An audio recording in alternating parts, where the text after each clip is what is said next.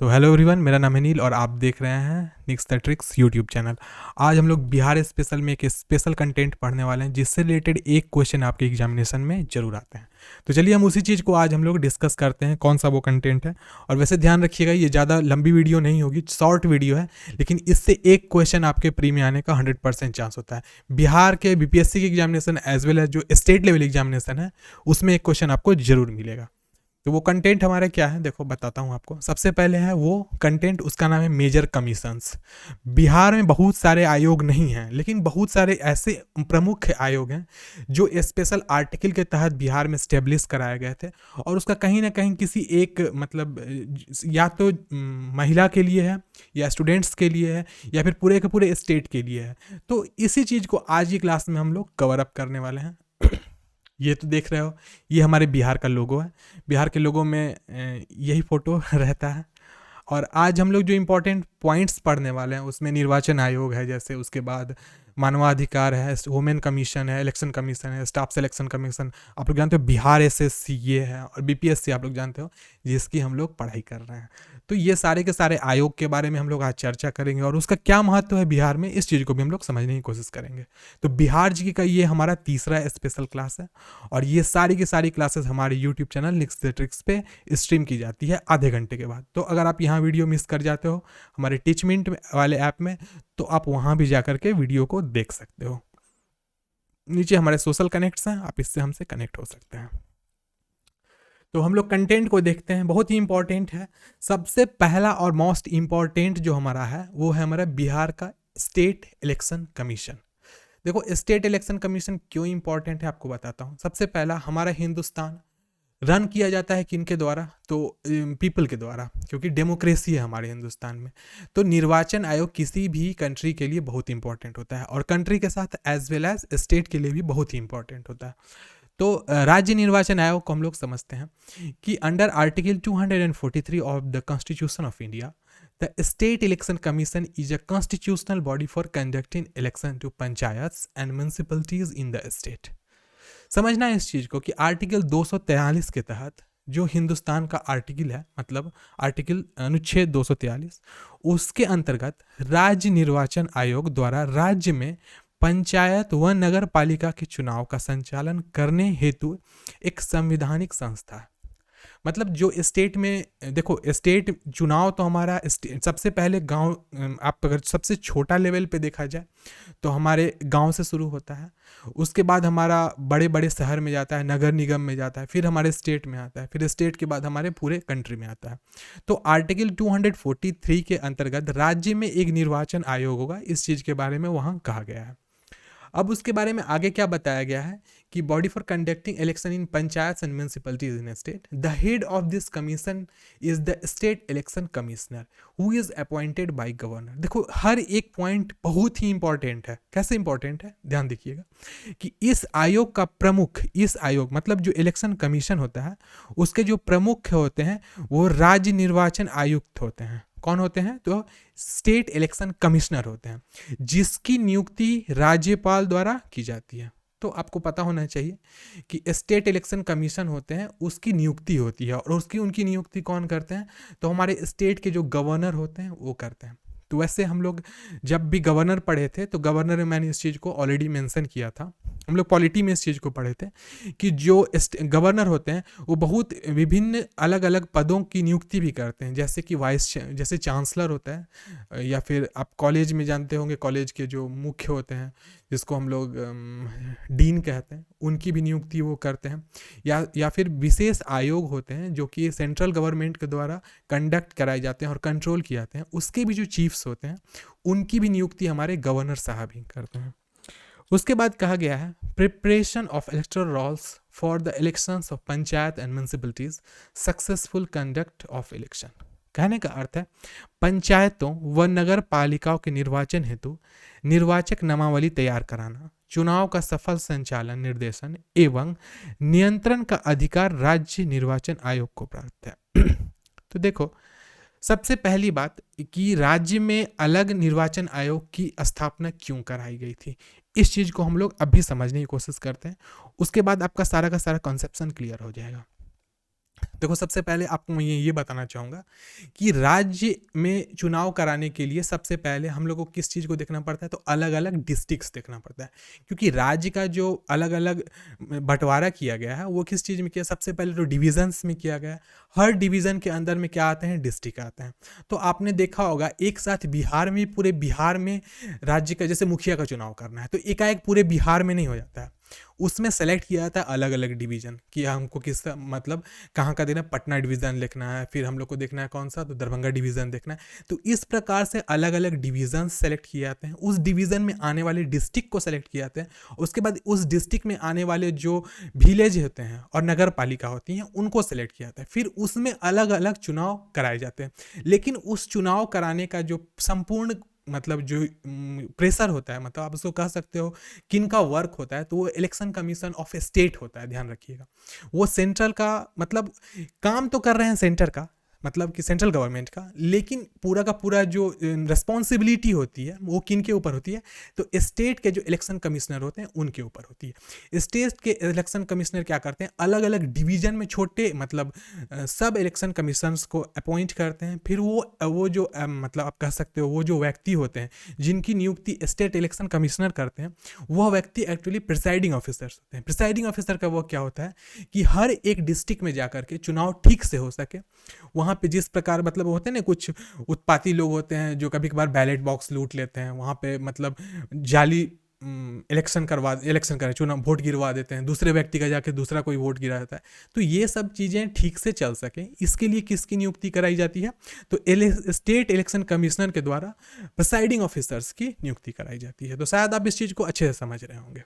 उसके बाद आती है बात, the state election commissioner has right to direct and control. देखो, यहाँ पे जो स्टेट के इलेक्शन कमीशन होते हैं उनके पास पूरा राइट होता है कि किस प्रकार से चुनाव होगा, कितने चरण में होगा, चुनाव में जो व्यक्ति खड़े हो रहे हैं उनका बैकग्राउंड क्या है, वो किस प्रकार के लोग हैं, इन सब चीज़ों को भी देखा जाता है। लेकिन फिर बात घूम के यहाँ आ जाती है कि हिंदुस्तान डेमोक्रेटिक कंट्री है, तो यहाँ लोग जिसको भी चुन दे, अगर वो व्यक्ति कोई क्राइम किए हुए भी है फिर भी उसको एमपीज बना दिया जाता है। अब आप बोलिएगा कि क्या ऐसा कोई प्रावधान नहीं है जिसमें हम एमपी के लिए स्पेशल एजुकेशन टेस्ट लें, या फिर हो सकता है एमपीज के लिए उनके लिए कुछ एलिजिबिलिटी क्राइटेरिया डाल दें जिसमें कि वह व्यक्ति साफ सुचरित्र व्यक्ति हो तभी उसकी हो। तो नहीं, ऐसा कोई प्रावधान हमारे इंडियन कॉन्स्टिट्यूशन में नहीं है। हमारे कॉन्स्टिट्यूशन में कुछ ऐसी चीज़ें हैं जिसके लिए कोई स्पेशल रूल्स नहीं बने हैं। अगर कोई व्यक्ति हो सकता है जेल के अंदर हो और अगर वहाँ से वो नॉमिनेशन पेपर फाइल कर देता है और नॉमिनेशन पेपर फाइल करने के बाद वो जीत जाता है, तो वो जेल में रहते भी वो व्यक्ति एमपी बन सकता है, एमएलए बन सकता है। ध्यान रखिएगा इस चीज़ को।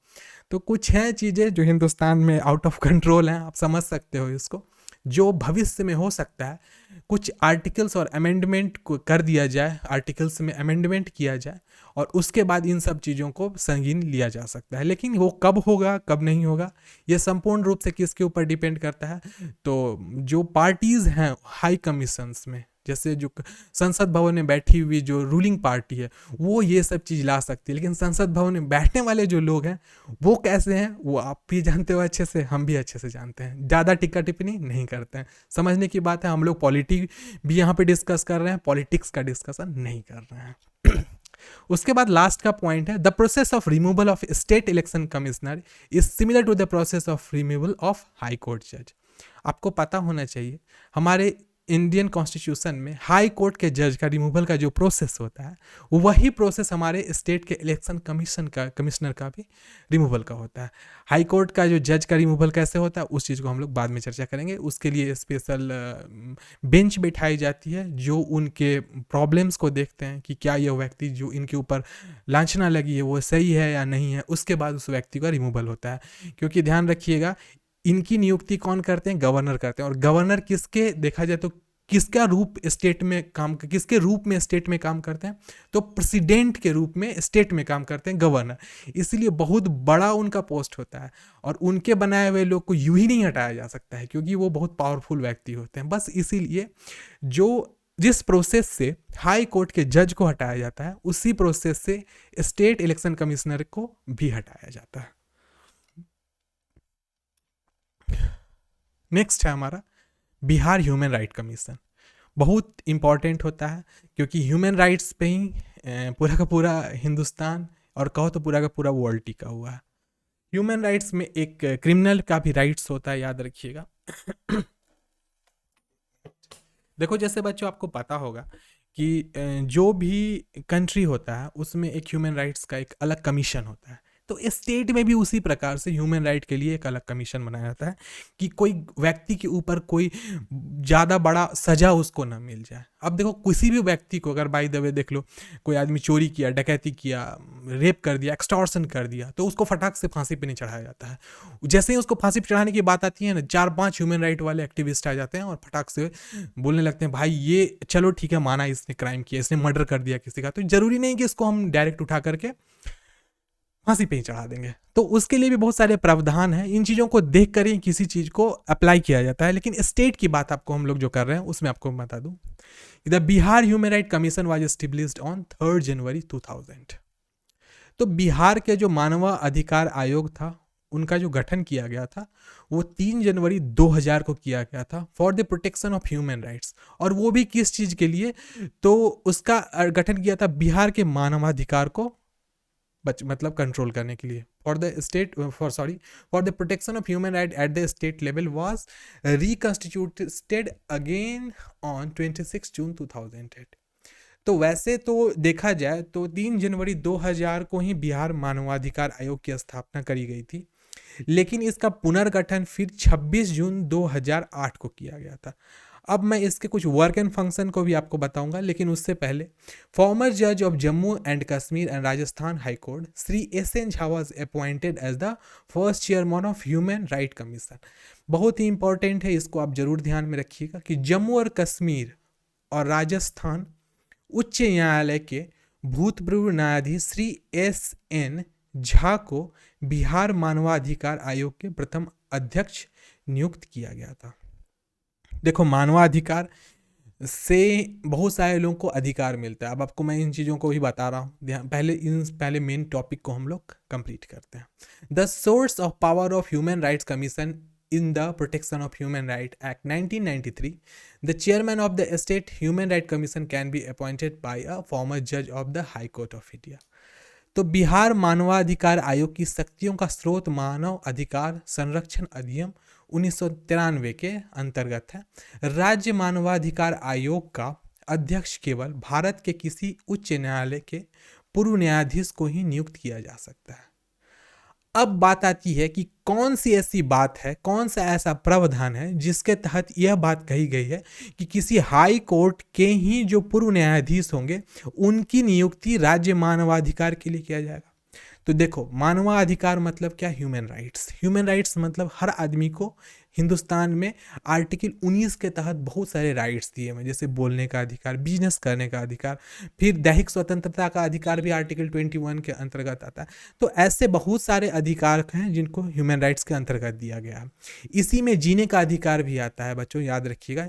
तो अब देखो इस मानवाधिकार आयोग का संगठन मतलब इसका गठन करने के पीछे कारण यह था कि कोई व्यक्ति को, कोई जो डिप्लोमेट्स होते हैं या फिर कोई गवर्नमेंट ऑफिशियल्स होते हैं, वो कोई गलत उनको ऊपर कह नहीं सकते हो कि उसके ऊपर लांछना लगा करके उसको गलत सजा न दे दे, इसके लिए ही मानवाधिकार गठन का गठित किया गया था। अब दूसरी बात घूम करके आती है कि मानवाधिकार किस प्रकार से कंट्रोल किया जाता है स्टेट में। तो स्टेट में मानवाधिकार ऐसे व्यक्ति के द्वारा कंट्रोल किया जाता है जो जज हो। क्यों जज हो? क्योंकि एक जज के पास इस चीज़ की पूरी नॉलेज होती है कि कौन सा व्यक्ति गलत है या गलत नहीं है। उनके बातों को सुनकर समझकर वो इस चीज़ के डिसीजन पे आसानी से आ सकता है। अब एक उदाहरण के तौर पे मैं आपको देता हूँ। एक परिवार है जिसमें एक पति है, पत्नी है और उसके बच्चे हैं। अब क्या होता है, उसका पति हर दिन अपनी पत्नी को शाम को टाइम में दारू पी के आता है और पीट देता है। तो एक दिन यह होते होते 1 साल बीत जाता है, 2 साल बीत जाता है। एक दिन औरत को गुस्सा आता है, वो डंडे उठा के पति को मारती है और उसको मारते ही वो पति वहीं पे मर जाता है। तो इस पर अगर बाई द वे उस महिला को दोषी ठहरा दिया जाएगा तो ये बात हर तरीके से देखा है तो मानवाधिकार के अगेंस्ट है। और एक तरीके से उसने भी क्राइम किया है कि उसने अपने पति की हत्या कर दी है। तो इस केस में कौन सामने आएगा? तो उस महिला को किसी भी प्रकार की गलत सजा न मिल जाए, इसके लिए ह्यूमन राइट्स सामने आएगा। वह सबसे पहले सारी संगीन को देखेगा और उसमें जो न्यायाधीश होंगे वह इस बात का संज्ञान लेंगे कि क्या उस महिला को प्रताड़ित किया जा रहा था, और अगर प्रताड़ित किया जा रहा था तो किस हद तक किया जा रहा था, कि वो महिला एक दिन पूरे गुस्से में आ गई और उसने अपने पति की हत्या कर दी। तो एक तरीके से मानवाधिकार का होने का अर्थ है कि मनुष्य को उसका अधिकार मिल सके, एक मानव को, चाहे वो पुरुष हो या एक महिला हो, उसको उसका अधिकार मिल सके और उससे छीना न जा सके, इसलिए मानवाधिकार होता है। फिर और भी बहुत सारे एग्जाम्पल्स हैं, जैसे कि एक समझो एक गरीब आदमी है जो कहीं पे गांव में रह रहा था, उसके पास थोड़ा सा भी ज़मीन नहीं था, वो मतलब कहीं भी सड़क किनारे में रहता था, और उस गांव में एक बहुत बड़ा इंसान है जिसके पास हजारों बीघा जमीन है। तो सरकार ऐसा भी कर सकती है, क्योंकि जो एक आपको ये पता होना चाहिए कि आर्टिकल 19 के अंतर्गत जो एफ पॉइंट था जिसमें संपत्ति का अधिकार था उसको हटा दिया गया।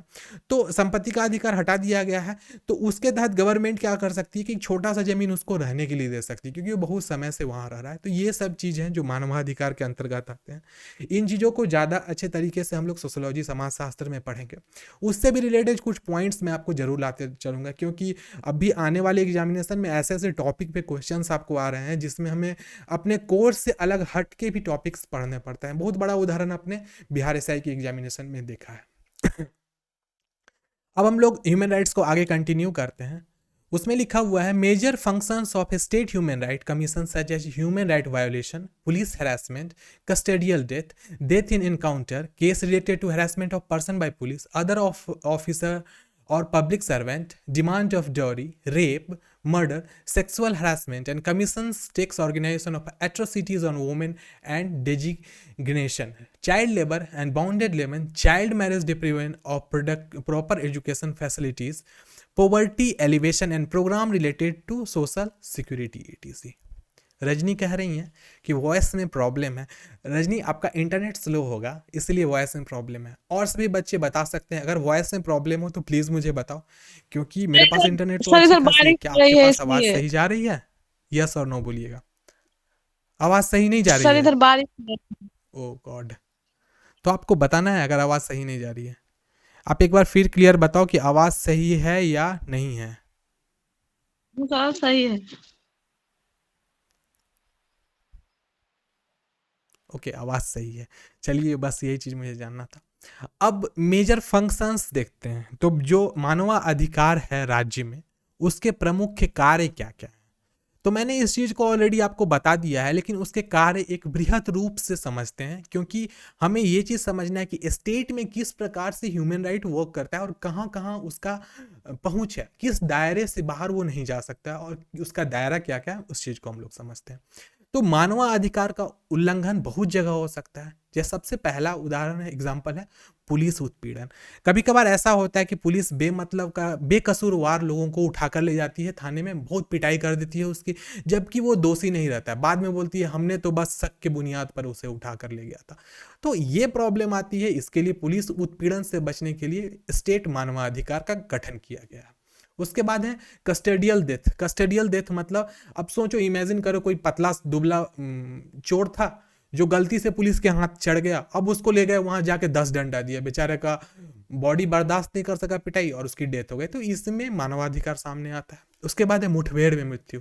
अब देखो, जैसे कि पुलिस कभी कभार आप लोग देखे होंगे फेक इनकाउंटर कर देता है। मतलब वो क्या करेगा, चोर को पकड़ के ले जा रहा है, उसको बोलेगा तुमको बचना है ना तो तुम भाग सकते हो अभी।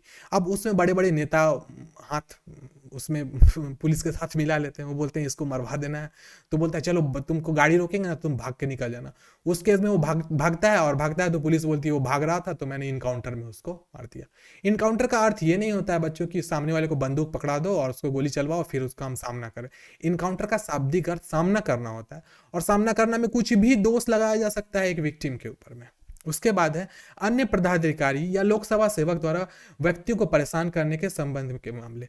अब इमेजिन कीजिए आप चलो मैं अपने ऊपर ही उदाहरण लेके देता हूँ कि मैं बन गया एसडीएम, अब मेरे घर के बगल में एक ज़मीन था जो मुझे प्रॉपर्टी चाहिए थी। अब मैं क्या करूँगा, बड़े बड़े लोगों, पहले तो नेता का पावर लेंगे, नेता का मदद कर देंगे, नेता मेरे फेवर में।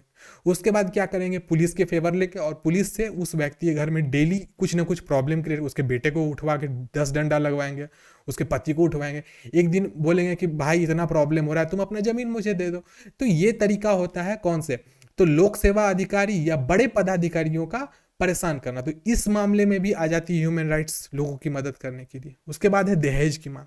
देखो सबसे दुखद बात है हमारे स्टेट के लिए कि अगर आप दहेज मांग रहे हैं तो इस चीज़ के लिए हमारे नीतीश गवर्नमेंट भी सामने है कि दहेज हटाना है, लेकिन फिर भी लोग दहेज लेते हैं। अब मैं आपको क्या बताऊं, बोलूंगा तो बहुत बहुत बात वैसे बता चुका हूँ। औकात 2 रुपये की होती है और दहेज में बुलेट चाहिए होता है लड़कों को। अब समझ सकते हो क्या कह रहा हूँ मैं, ठीक है। दहेज की मांग, इसका बहुत बड़ा उदाहरण मेरे ही दोस्त हैं, उनको रेलवे में ग्रुप डी में नौकरी मिला और वो लड़की के पिताजी से क्या क्या नहीं ले लिया। मतलब क्या यार, तुम ग्रुप डी का नौकरी करके इतना कूद रहे हो, कौन सी बहुत बड़ा तुमने 30 मार खां वाला काम कर लिया। तो ऐसे लोग होते हैं हमारे समाज में। उसके बाद है बलात्कार। आप लोग समझ रहे होंगे, इसके भी ऊपर संगीन हुआ जाता है कि बाय द वे कोई फीमेल प्रताड़ित है, अब वो पुलिस के पास गई, उनका मतलब जो एफआईआर होता है वो नहीं लिखा जाता है, तो उस केस में मानवाधिकार आयोग आती है, क्योंकि जो विक्टिम्स होते हैं वो बड़े पार्टी के होते हैं, बड़े परिवार के होते हैं। बहुत सारी बातें होती है जिसमें उनका सपोर्ट पुलिस भी करती है, तो उस जगह पे मानवाधिकार आता है। उसके बाद नेक्स्ट है हत्या। अब क्या होता है, किसी की मर्डर हो गई, अब पुलिस के पास गया कि भाई मेरा एफआईआर लिखो, पता चला वो नेता का बेटा मर्डर करवाया था, अब लीजिए, अब उसका एफआईआर ही नहीं लिख रहे हैं, तो उस केस में भी मानवाधिकार आएगा। लैंगिक प्रताड़ना, अब कोई महिला है पुरुष है, उसका मतलब उसको औरत कह के कमजोर कह देना, उसको बोल देना है कि तुम मतलब निचले कास्ट के हो, उससे कह के मतलब किसी को प्रताड़ित करना, तो उस जगह पे मानवाधिकार आता है। महिलाओं पे अत्याचार और अप्रतिष्ठा, औरत को कुछ बुरा भला कर देना, औरत के ऊपर मतलब लांछना लगा देना, तो इस जगह पे भी मानवाधिकार आता है। उसके बाद बाल मजदूरी और बंधुआ मजदूर। देखो अभी तो बाल मजदूरी संपूर्ण रूप से खत्म तो नहीं हुई है, क्योंकि अब बहुत सारे दुकान में चाय की टपड़ी वगैरह पे जाओगे या फिर लिट्टी समोसा जहाँ मिलता है वहाँ जाओगे तो छोटे बच्चों को देखोगे आप प्लेट धोते रहेगा, तो वो एक तरीके से बाल मजदूर है। वहाँ पे मानवाधिकार वाले जाते हैं और बाल जो बच्चे होते हैं उनसे देखते हैं क्या प्रॉब्लम है, क्या प्रॉब्लम है। बहुत जगह तो ऐसा देखा गया है कि बच्चे मजबूरी में काम करते हैं, क्योंकि किसी न किसी प्रकार से उनको अपने घर परिवार का पालन पोषण करना होता है। उसके बाद है बाल विवाह। अभी तो गवर्नमेंट कितना अच्छा कर दिया है, लड़कियों की 18 साल से 21 साल कर दिया, अब लड़की बच्चों को पढ़ने का टाइम ज़्यादा मिलेगा। तो बाल विवाह पहले के टाइम में बहुत ज़्यादा होता था, वैसे राजस्थान के टाइम में बाल विवाह आज भी है। बच्चा पैदा नहीं लिया भैया, पैदा लेके गोद में है, पता चल रहा है उसके शादी करवा दिए किसी से, ऐसी बातें होती हैं राजस्थान में आज भी। पता नहीं किस तरीके से सही है, पता नहीं लोग वहाँ के लोग कैसे विचारधारा वाले हैं। अब बच्चा का शादी कौन कराता है यार, शादी जरूरी भी नहीं है कि किसी आदमी की शादी हो ही, ऐसा नहीं देखा गया। मैं आपको उदाहरण के तौर पे देता हूँ, अटल बिहारी वाजपेयी कहाँ शादी किए, बिना शादी किए उनकी जिंदगी नहीं चल रही है। अभी जो हमारे पप्पू हैं, आपको पता होगा पप्पू कौन है, उनकी शादी नहीं हुई, कहाँ उनकी ज़िंदगी ऐसा है कि वो मर गए या फिर उनके साथ बहुत बड़ा कुछ गलत हो गया। तो बहुत सारे ऐसे उदाहरण हैं हमारे देश में जो कि ऐसे हैं कि शादी नहीं भी करके आदमी खुशी से रह सकता है, और जरूरी नहीं है शादी किया ही जाए। बहुत सारे, स्वामी विवेकानंद ने कहाँ शादी किया था, आप ही बताओ। तो ये सब उदाहरण है, शादी नहीं भी करके आदमी अच्छे से जी सकता है। और मैंने 100 में से तो 90 लोगों को देखा है शादी करने के बाद दुखी ही है। समुचित शैक्षणिक सुविधाओं से वंचित करना। देखो आर्टिकल जो हमारे मतलब ह्यूमन राइट्स के अंतर्गत आता है, जिसमें छोटे बच्चों को पढ़ने का भी अधिकार है, तो उससे कोई वंचित न रह जाए, इसके लिए भी ह्यूमन राइट्स है। उसके बाद है गरीबी उन्मूलन तथा सामाजिक सुरक्षा संबंधित कार्यक्रम आदि में आयोग का संज्ञान लेता है। देखो गरीबी उन्मूलन क्यों जरूरी है हम बताते हैं। देखो हमारे स्टेट में कुछ ऐसे लोग होते हैं जो कि जिनके पास पैसे इतने ज़्यादा हैं कि उनके खर्च करने का जगह नहीं है उनके पास, लेकिन कुछ ऐसे लोग हैं जिनके पास रहने का भी और एक टाइम का खाना खाने का भी उनके पास पैसे नहीं रहते हैं।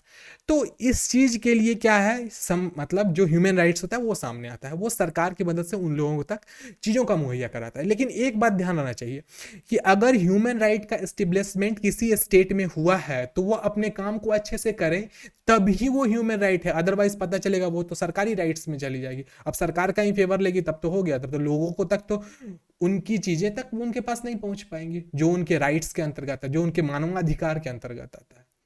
तो आपको बच्चों ये चीज पता होना चाहिए, आर्टिकल 19, 21 ये सब मनुष्य के राइट के अंतर्गत है। सभी चीज़ों को आप अगर हिंदुस्तान के नागरिक हैं तो आपको मिलना चाहिए, और अगर नहीं मिल रहा है तो आपके अधिकार का शोषण हो रहा है। उस केस में आप ह्यूमन राइट कमीशन के पास खुद से भी जा करके अपनी डिमांड्स को रख सकते हैं, और वो आपकी डिमांड्स को पूरा करवाएगा, याद रखिएगा।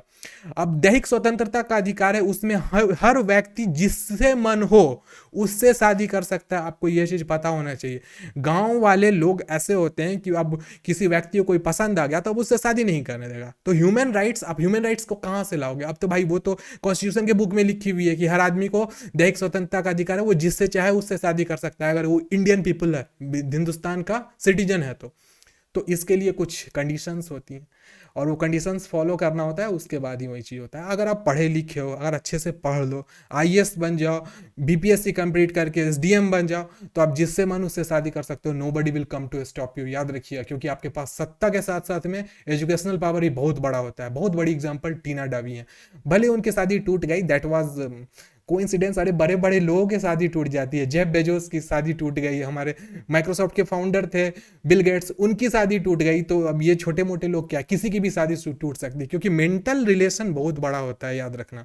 अब जिससे मेरी शादी हो रही है, अगर उसके साथ मेंटल रिलेशन ठीक नहीं है, विचारधाराएं बराबर नहीं होंगी, हम लोग साथ नहीं रह पाएंगे, याद रखिएगा। इसीलिए बड़े बड़े लोग जैसे हमारे मोदी जी, उन्होंने भी क्यों अपने वाइफ को छोड़ा? क्योंकि उनके विचारधारा मैच नहीं कर रहे थे, याद रखिएगा इस चीज को। बहुत बड़े उदाहरण हमारे महात्मा बुद्ध हैं, याद रखिएगा। उन्होंने, वो तो राजा थे, वो तो देखा लुम्बिनी के वो राजा थे, उन्होंने क्यों अपनी वाइफ को छोड़ दिया? क्योंकि उनका अपने वाइफ के साथ कोलेब्रेशन नहीं अच्छे से जा रहा था, बस यही चीज है। तो इन सब चीजों को अलग रखते हैं हम लोग, चीजों को अच्छे से समझते हैं, ठीक है। अब तो मानवाधिकार का आप देख सकते हो, ये हमारा लोगो है बच्चों, आप इस चीज से समझिएगा अच्छे तरीके से। भारत बिहार मानवाधिकार आयोग, इसका जो हेडक्वार्टर है बिहार में, वो पटना में बेली रोड में, ध्यान रखिएगा। उसके बाद मोस्ट इंपॉर्टेंट हमारा जो कमीशन है बिहार का, वो है स्टेट कमीशन फॉर वुमेन। आप देख सकते हो एक महिला है, बिंदी लगाई हुई है, ये उनके हाथ है। देखो यहाँ बिहार का लोगो है, इतने अच्छे तरीके से डिजाइन नहीं किया गया, लेकिन हमारे बिहार का ही स्टेट वुमेन कमीशन का यही है लोगो। अब इसको अच्छे से आप लोग समझना, ठीक है। State women commission has been constituted for the protection and welfare of women's right in the state. देखो अब एक बात आती है कि ह्यूमन राइट्स के बाद मोस्ट इंपॉर्टेंट है वुमेन्स राइट। क्यों वुमेन का राइट मैं बताता हूं। देखो हमारा जो राज्य है वो पुरुष प्रधान राज्य है, वेस्ट बंगाल की तरह महिला प्रधान नहीं है। तो महिलाओं को कैसे उनका राइट मिल सकता है? तो महिलाओं को उनका राइट उस प्रकार से मिलेगा जब उसके लिए एक स्पेशल कमीशन की गठन की जाएगी। और वो गठन क्यों करी जाएगी? क्योंकि उससे एक डिप्राइव्ड समाज को ऊपर उठाने में मदद मिलेगी। अब वोमेन रिजर्वेशन, बहुत सारे लोग तो वोमेन रिजर्वेशन के अगेंस्ट चले जाते हैं, बोलते हैं औरत को 30% जन से आप कैसे रिजर्वेशन दे सकते हो? अरे भाई कैसे नहीं देंगे, आप तो शुरू से मतलब वैदिक सभ्यता से लेकर के और अभी से 50 साल पहले हिंदुस्तान के आज़ादी के 20 साल बाद तक, जब तक कांग्रेस की सरकार रही तब तक तो आप औरत को प्रताड़ित करते रहे, आगे बढ़ने नहीं दिए, अच्छे जगह पे आप उनको जॉब नहीं दिए, इवन कि आईएएस बनी तो उनको आपने डिप्राइव कर दिया उनसे। तो भाई उन्हीं सब कर्मों का फल लीजिए। आज वुमेन कमीशन बन चुका है जिसमें औरत को 30% दिया जा रहा है, क्या तो रिजर्वेशन। अब लड़ो, कॉन्स्टिट्यूशन से ऊपर कुछ नहीं है देश में, याद रखिएगा, हमेशा इस चीज को ध्यान में रखना। और ये सब कॉन्स्टिट्यूशनल अमेंडमेंट के तहत हुआ है, और किसी न किसी प्रकार से ये अच्छा ही हुआ है। भले जिनको बुरा लग रहा है तो अच्छी बात है, लगाते रहो बुरा। आप बदल लोगे क्या कॉन्स्टिट्यूशन को? कभी नहीं। हाँ, अमेंडमेंट करके उसमें सुधार किया जा सकता है, और अच्छे सुधार किए जा सकते हैं, किसी चीज को बदला नहीं जाता है। तो अब वुमेन राइट देना है स्टेट में, तो इसके लिए कौन होगा? तो स्टेट वुमेन कमीशन होगा। Various programs are organized by commission at the direct district level to make women aware of their right. देखो औरतों को बहुत चीज पता भी नहीं होता है। अब घर से बाहर जिनको नहीं निकलने जाता है, अब बोलते नहीं है कि हाँ औरत को तो आजाद छोड़ दिया गया, लेकिन आप उनको घर से बाहर नहीं निकलने देते, कहीं जाने दे। हाँ, वुमेन को प्रोटेक्ट करना हमारा, जो वुमेन को हम नहीं भी जानते हैं उसे भी प्रोटेक्ट करना हमारा फर्ज बनता है, बिकॉज वी आर मेल्स। याद रखिएगा इस चीज को। जो भी मेल अगर वीडियो को देख रहे हैं हमारे यूट्यूब पे या फिर हमारे टीचमेंट पे, याद रखना जिस वुमेन को हम नहीं भी जानते हैं, अगर उसके साथ कुछ गलत हो रहा है तो प्रोटेक्शन करने के लिए सामने आइए, क्योंकि किसी न किसी की वो बेटी है, हो सकता है आपकी बेटी हो सकता है आपकी बहन हो, तो इस बात को आप ध्यान में रखना। कहीं भी कुछ हो सामने जरूर जाना, क्योंकि अगर एक पुरुष समाज में प्रोटेक्शन औरत को नहीं देगा, दैट्स मीन आप औरत को कमजोर बना रहे हो, ध्यान रखिएगा इस चीज को। तो डिस्ट्रिक्ट लेवल पर क्या करती है, तो स्टेट कमिश्नर फॉर वुमेन जागरूक करने के लिए महिलाओं को स्पेशल प्रकार का ऑर्गेनाइजेशंस कराती है, प्रोग्राम्स को ऑर्गेनाइज करती हैं।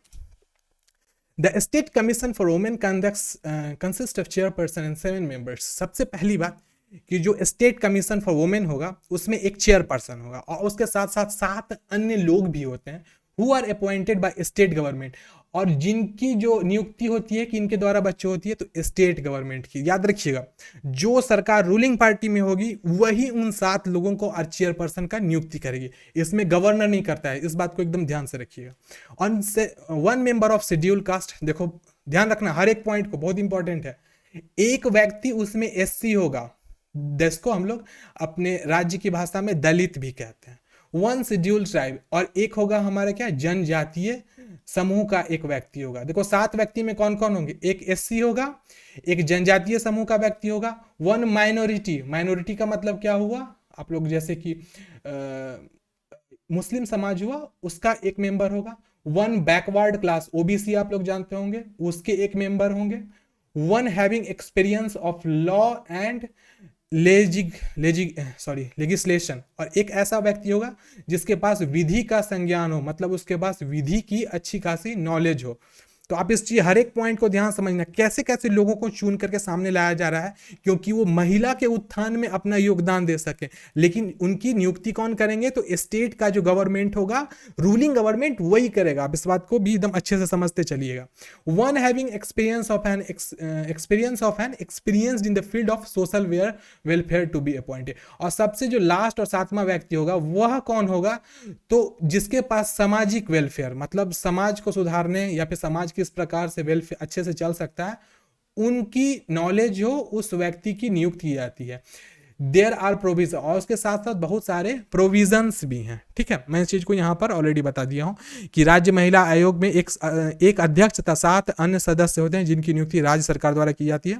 7 सदस्यों में एक सदस्य अनुसूचित जाति, एक अनुसूचित जनजाति, एक अल्पसंख्यक समुदाय, एक पिछड़ी जाति, एक विधि और विधान का अनुभव रखने वाला, एक किसी स्वयं संस्था का अनुभव रखने वाला या वाली, एवं एक समाज कल्याण के क्षेत्र में अनुभवी महिला को नियुक्त करने जाने का प्रावधान है। ध्यान रखिएगा, इसमें जो 7 मेंबर्स होते हैं वो सभी की सभी फीमेल होना चाहिए, ये बात ध्यान रखिएगा। यहाँ पर मेल व्यक्ति नहीं काम करेंगे, यहाँ पर फीमेल व्यक्ति ही इन सभी वुमेन जो कमीशन है उसके मेंबर्स होंगे। 7 मेंबर्स और एक चेयरपर्सन, टोटल 8 मेंबर्स जो होंगे वो सारी के सारी को महिलाएं होना पड़ेगा, और वो सब किस किस जाति, जनजाति या फिर अल्पसंख्यक या पिछड़ी जाति होंगे। आप इस चीज को अच्छे से समझ गए होंगे। The next and the most important is the Bihar public service commission, जिसकी हम बच्चों अभी प्रिपरेशन कर रहे हैं। इसके बारे में ज़्यादा कुछ मैं नहीं बताऊंगा, क्योंकि आप इस चीज़ को जिस दिन खुद ब खुद बीपीएससी क्रैक कर लीजिएगा उस दिन आप आयोग में जाकर के अच्छे से चीज़ों को समझ जाइएगा। वैसे यहाँ पर क्या है, किस आर्टिकल के तहत इसका गठन किया गया है, मैं आपको बताता हूँ। अंडर आर्टिकल 315, ध्यान रखिएगा, 315 आर्टिकल के तहत a provision has been made for the formation of state public service commission for the states in India. देखो कहने का अर्थ क्या है कि आर्टिकल 315 के अंतर्गत भारत के राज्यों के लिए राज्य लोक सेवा आयोग के गठन करने का प्रावधान किया गया है। बहुत इंपॉर्टेंट है, आर्टिकल कितना है, 315। आप इस चीज को एकदम ध्यान रखिए। स्टेट पीएससी में कौन सा आर्टिकल उसको कॉन्स्टिट्यूएट कराने का प्रावधान रखता है, तो article 315। Bihar public service commission was established on 1 April 1949। Bihar public service commission मतलब बिहार लोक सेवा आयोग का जो गठन कराया गया था वो 1 अप्रैल 1949 ईस्वी को कराया गया था। द टर्म ऑफ इस member is 6 year and maximum age of 62 years. बहुत इंपॉर्टेंट पॉइंट है, ध्यान रखिएगा। इसका जो मेंबर्स होते हैं उनका कार्यकाल 6 साल का होता है या फिर उनका उम्र 62 साल होना चाहिए, व्हिच एवर इज अर्लियर। देखो जो भी पहले हो, या तो वो 1962 करना, वो 62 साल की उम्र कवर कर लें पहले, या 6 साल का कार्यकाल कवर कर लें, जो भी पहले हो उनको नियुक्ति से हटा दिया जाएगा। उसके बाद है the chairman and the member of the commission are appointed by governor. अब उसके जो भी अध्यक्ष होंगे और सदस्य होंगे उनकी नियुक्ति मंत्री परिषद के सलाह पर कौन करेगा, याद रखना, मंत्री परिषद का सलाह, मतलब रूलिंग पार्टी के जितने भी मंत्री परिषद होंगे, नीतीश कुमार के अंतर्गत आने वाले जितने भी मंत्री परिषद होंगे जो नीतीश कुमार को सदन में काम करने के लिए क्या करते हैं तो प्रोत्साहित करते हैं या फिर बताते हैं या फिर उनको सजेशन देते हैं, उन्हीं लोगों के सलाह पर राज्यपाल के द्वारा की जाती है। मतलब राज्यपाल मतलब कौन, गवर्नर करेंगे, ध्यान रखिएगा। बीपीएससी के चेयरमैन चेयरपर्सन का और उससे रिलेटेड जितने भी मतलब मेंबर्स होते हैं उनका नियुक्ति कौन करता है, तो उनके नियुक्ति हमारे गवर्नर करते हैं, लेकिन किन के कहने पर, तो काउंसिल ऑफ मिनिस्टर के कहने पर। The first chairman of Bihar public service commission was Rajdhari Sinha. ध्यान रखना इसको कि जो सबसे पहले जो बिहार पब्लिक सर्विस कमीशन के आयोग के प्रथम अध्यक्ष थे उनका नाम क्या था, तो उनका नाम था राजधारी सिन्हा। ठीक है, आप यहाँ पे देख सकते हैं ये बिहार लोक सेवा आयोग का क्या है, तो बिल्डिंग है, ये अंडर कंस्ट्रक्शन है, उस समय का फोटोग्राफ है, आप देख सकते हो। अगर आप बीपीएससी कंप्लीट करोगे तो आप फाइनल अपने डीवी कराने के लिए इसी बिल्डिंग में जाइएगा और नियुक्ति पत्र भी आपको इसी बिल्डिंग से मिलेगा, ध्यान रखना है इस चीज़ को। तो इसी घर को अपना घर बनाना है और अच्छे से पढ़ते जाना है, ध्यान रखना। और यहाँ पे आपकी गाड़ी लगनी चाहिए, आप भी जिस डिस्ट्रिक्ट के रहोगे, समस्तीपुर, औरंगाबाद, मुजफ्फरपुर, बेगूसराय, जहाँ के भी रहो, आपकी गाड़ी यहाँ पे जाएगी तो सोचो आप कितने पावरफुल व्यक्ति रहोगे। तो इसे अपना घर बनाना है, ऑफिस बनाना है, ध्यान रखिएगा, और देश सेवा में, राज्य सेवा में अपना बहुत बड़ा योगदान देना है। तो अच्छे से पढ़ना है बच्चों, प्रॉमिस करना मेरे से, ठीक है।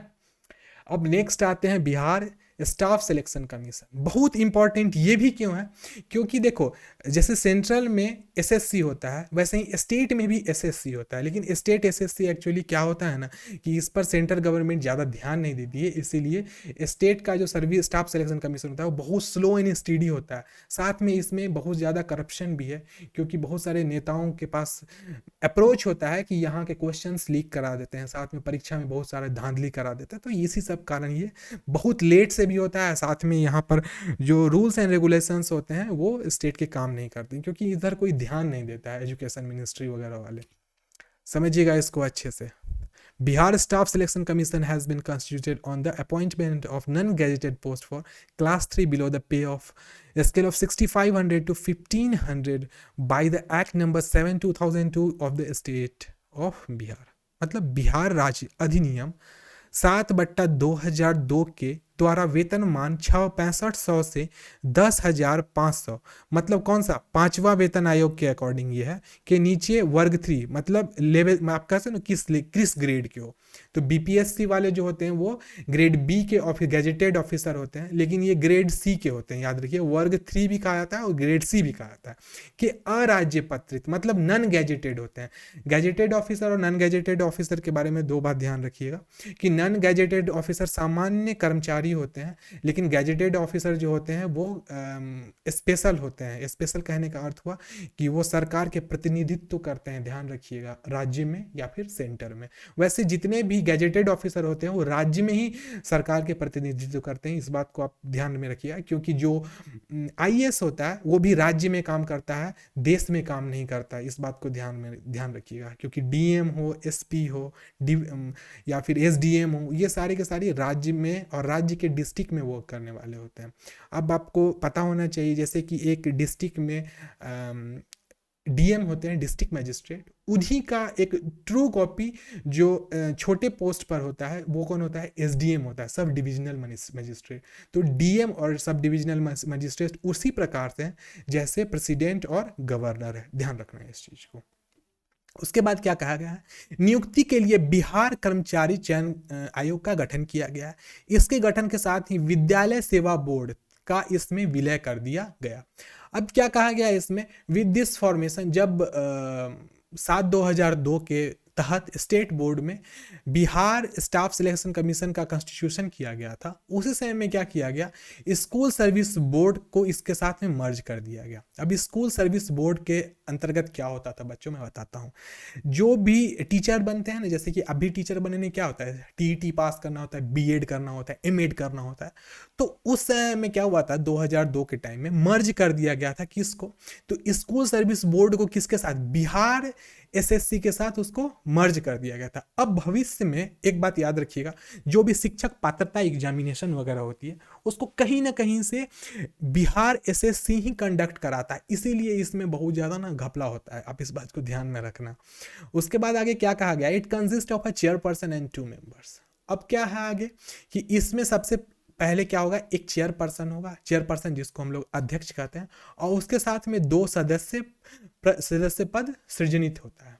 उसके बाद है the state government nominate the secretary level officer of the Indian administrative service as the chairman and various class 1 officers as member. ध्यान में रखना इस चीज को, बहुत इंपॉर्टेंट पॉइंट है क्या कि भारतीय प्रशासनिक सेवा मतलब जो आईएएस होते हैं उसके स्तर के लोग को उसमें क्या बनाया जाता है, सचिव स्तरीय अधिकारी बनाया जाता है। और ग्रेड 1 ऑफिसर जितने भी होते हैं स्टेट के, ग्रेड 1 का मतलब हो गया जैसे कि एसडीएम हो गया, रेवेन्यू ऑफिसर सॉरी, एसडीएम हो गया या फिर डीएसपी हुए, उन सभी को हम लोग ग्रेड ए ऑफिसर्स मानते हैं स्टेट में, उनको पदाधिकारी बनाया जाता है और वो सरकार राज्य का मनोनयन करती है। पता है, मैंने बताया है कि वो लोग क्या करता है, सरकार राज्य का। अब देखो देश का मनोनयन करना, दैट्स मीन वर्क करना किसके लिए, सेंट्रल गवर्नमेंट के का वर्क करना स्टेट गवर्नमेंट में। तो इसके लिए बिहार एसएससी में जो भी प्रावधान है, किन लोगों को सेलेक्ट करना है, आईएएस को ही उसका चेयरपर्सन बनाना है, या फिर ग्रेड ए लेवल के जितने भी वर्कर होंगे जैसे कि एसडीएम हुआ, डीएसपी हुआ, उन लोगों को उसके मेंबर्स बनाना। मतलब देखो मेंबर्स, अब सबसे पहली बात, एक और बात आप पूछोगे कि क्या सर वो लोग डीएसपी रहते हुए भी ये काम कर सकते हैं? नहीं। तो जब वो लोग कार्य से उनको मतलब समझो कि समय उनका पूरा हो जाता है, वो लोग रिटायर कर जाते हैं, उसके बाद उन लोगों को विशेष कार्यभार दिया जाता है, ये जो एक्चुअली कितने साल का होता है, तो 5 साल का होता है या फिर 62 साल, जो भी उम्र हो जाए पहले उस समय का होता है। तो उसके लिए बहुत सारे अन्य प्रावधान होते हैं, उनके बाद ही उनका इस प्रकार से सिलेक्शन होता है, आप इस चीज़ को समझ के रखिएगा। तो यही बच्चों यहाँ तक ही हमारा लास्ट का था, इसके आगे कोई पॉइंट नहीं है क्योंकि जितने भी कमीशंस थे उनका चर्चा हमने अभी के लिए कर लिया है। एक मिनट, तो देखिए हमारी क्लास यहीं पर ये वाली ख़त्म हो रही है क्योंकि कंटेंट कंप्लीट हो चुका है। नेक्स्ट डे अगले दिन हम लोग को नया कंटेंट फिर से शुरू करना होगा, तो उसके लिए हम लोग अभी डिस्कशन करते हैं।